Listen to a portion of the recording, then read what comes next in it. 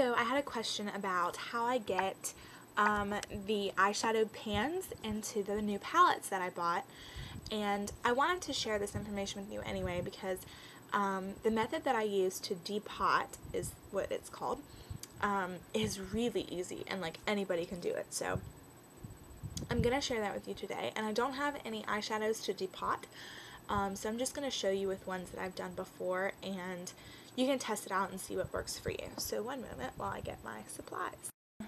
One of the things you need is a knife. It doesn't have to be a pocket knife. You could use a kitchen knife if you wanted. And it actually doesn't even have to be a knife, just something kind of sharp, because you'll see. Obviously you need your eyeshadow that comes in this little pot. A hair straightener. I use the Wet to Straight Remington one, and I found that a lot of people use this. So yeah, if you use this, cool beans. We have the same straightener. Wax paper. Pair of scissors. Magnets, and I bought magnetic tape from like m.a.c, I think, so like a craft store. And this is what I use. I also use the backs of refrigerator magnets for a little while, and I'll show you what I use that for. But it's really all the same. These things called photo splits, you put them like on the back of pictures, and you can put them on walls, and it's just this flimsy white thing, and it actually comes off pretty easily. Not off walls, they'll tear paint off of walls, but if you're just using them on a palette with the smooth surface, it works really well. Oh, you're also going to need an empty palette to put your shadows in, and this is my unfinished palette. I also have a finished one that I'll show you in a minute. I'm going to start off with my pot, with my eyeshadow pot. Now, keep in mind that this one's empty right now. I'm going to open it. And then this is where you use the knife or something sharp. And what you're going to do is, see that little indentation? There's a little crack in there.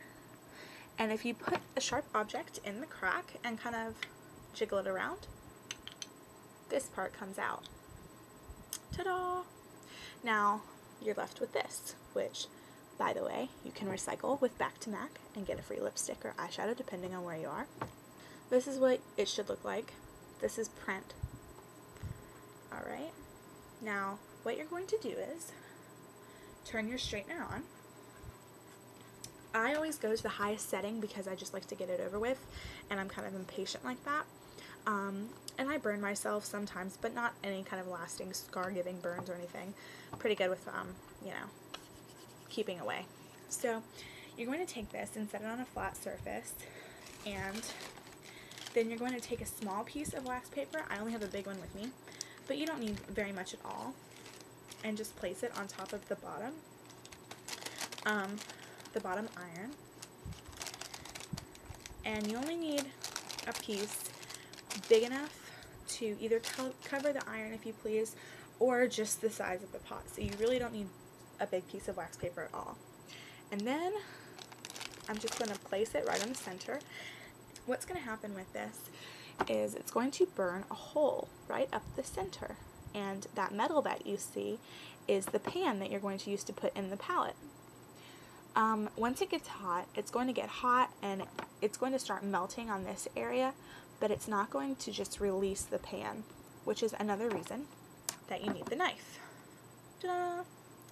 You're going to take the knife and push through the center where you see the pan, and your pan with your color is going to pop out. Okay. Now, if you're depotting this like I am, then you're not buying a pan that was meant necessarily to go into one of these palettes. m.a.c makes pro pans that have a magnet already on the bottom that are meant to go in these palettes. So if you aren't buying one of those, then you need to put a magnet on the bottom yourself. And as you can see, I just cut a piece of the magnetic tape, place it on the bottom, and it's best to do this when it's hot because then the magnet sticks to the glue that's been melted where the pan was secured. And then you just place it wherever you'd like it to go. like such.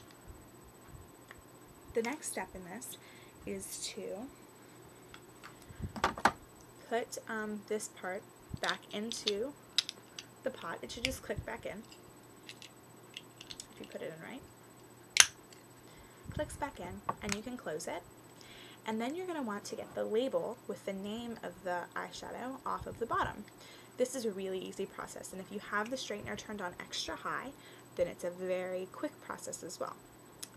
Basically what you do is you take the wax paper again on top of the bottom iron, place this just as it is right on top of the wax paper, wait about 10-15 seconds, take it off, and then take your knife or sharp object and just slip it under the label, and it'll come off very easy, still a little bit sticky from the glue that you've melted. You can place it on whatever you'd like. I place it on the back of a magnet to make it hard, that way I can transfer it a lot, and then I use one of these photo stickers to put it onto my palette. So for example, here we have my palette. Here we have Beauty Marked, and this is the back of Beauty Marked with the sticky on it.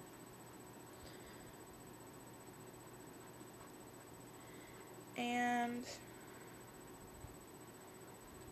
you just place it right where you want it to go, right there. Very easy. That makes it easy to transfer in case you ever want to reorganize your palettes. You don't want to have them secured forever in one spot. That could get annoying. So yeah, I think that's like the end of my process here. If you want to see my full palette, it looks like such. That is Gesso, Slip Pink, Peppier, Paradisco, Orange, Chrome Yellow, Juxt, oh, just kidding, Gorgeous Gold, Juxt, Bitter, Humid, Aquadisiac, Freshwater, actually, what's that called? Moonflower, duh. Moonflower, Freshwater, Wait Till Dark, and this is Idolize that I just got. I have Parfait Amore, Beauty Marked, Shroom, Amber Lights, Sable, Espresso, Moth Brown, and Print. Yeah, I'll talk to y'all later. Bye.